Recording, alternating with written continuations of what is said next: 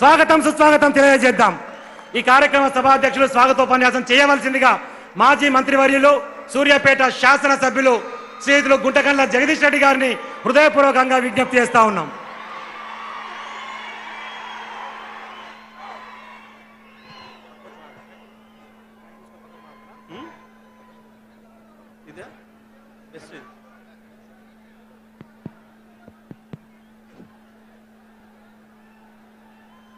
నేడు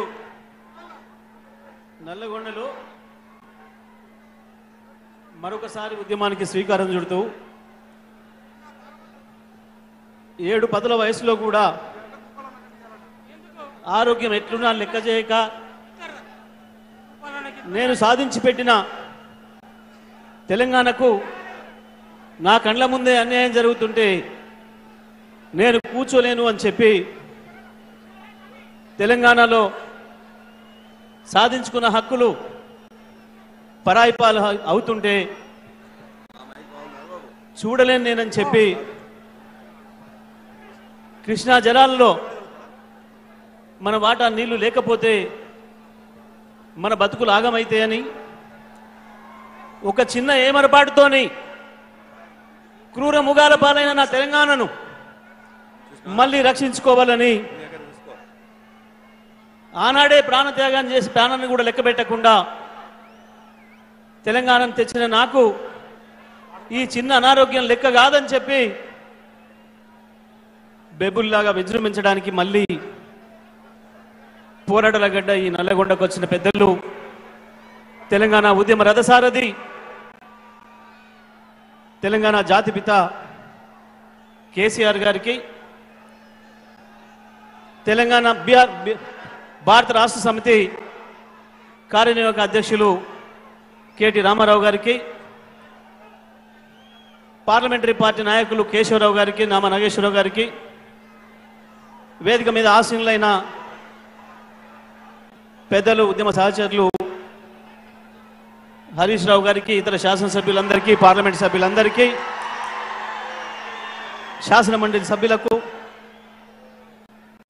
మాజీ శాసనసభ్యులకు, వేదిక మీద ఉన్న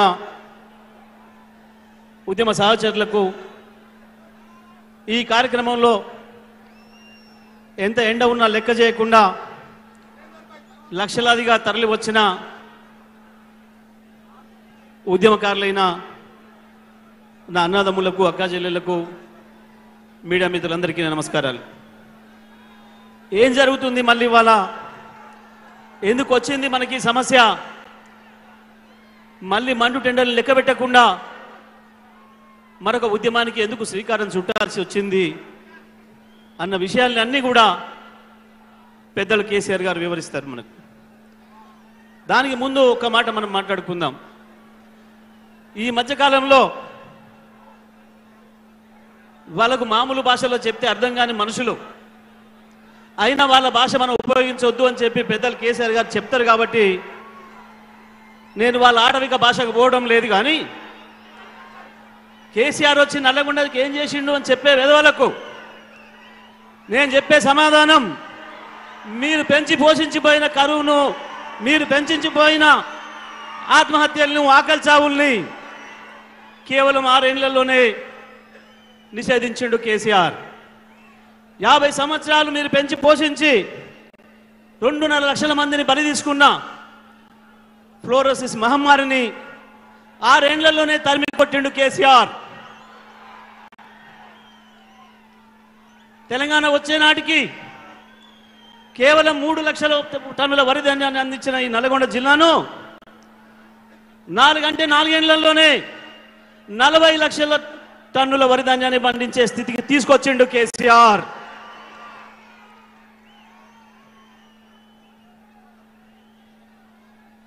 కొంతమంది చెత్తనాయాలు మాట్లాడుతున్నారు, కేసీఆర్ వచ్చినాక ఖరాబ్ అయింది, మేము వచ్చి మారుస్తాం.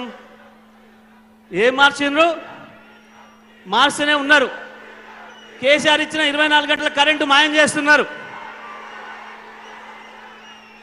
కేసీఆర్ ఉమ్మడి జిల్లాలో 10 లక్షల ఎకరాలకు ఇచ్చిన నీళ్లను మాయం చేసి ఇప్పటికే 6-7 లక్షల ఎకరాలకు తెచ్చిండు.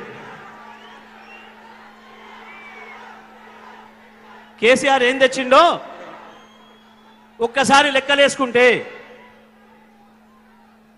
అర్థమవుతుంది. చూడాలనుంటే కనబడుతుంది, వినాలనుంటే వినబడుతుంది. కానీ మేము చూడం, మేము వినం, మేము అబద్ధాలే మాట్లాడతాం.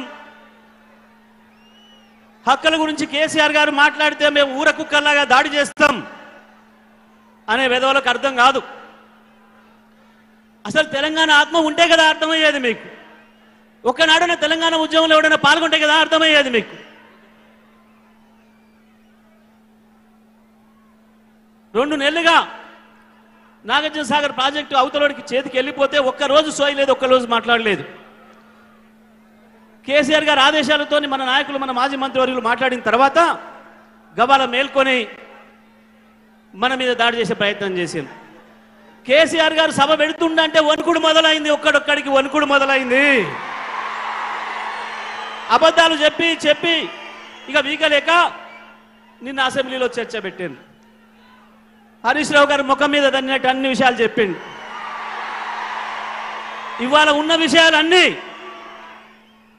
గత 60 ఏళ్ళు ఏం జరిగింది, ఈ 10 ఏళ్లలో ఏం చేసిన అనే విషయాలు అన్నిటిని చెప్తూ రేపటి మన కర్తవ్యాన్ని బోధించడానికి వచ్చిన పెద్దలు, మన అధ్యక్షులు, మన రథసారథి కేసీఆర్ గారిని మాట్లాడాల్సిందిగా విజ్ఞప్తి చేస్తా ఉన్నాను.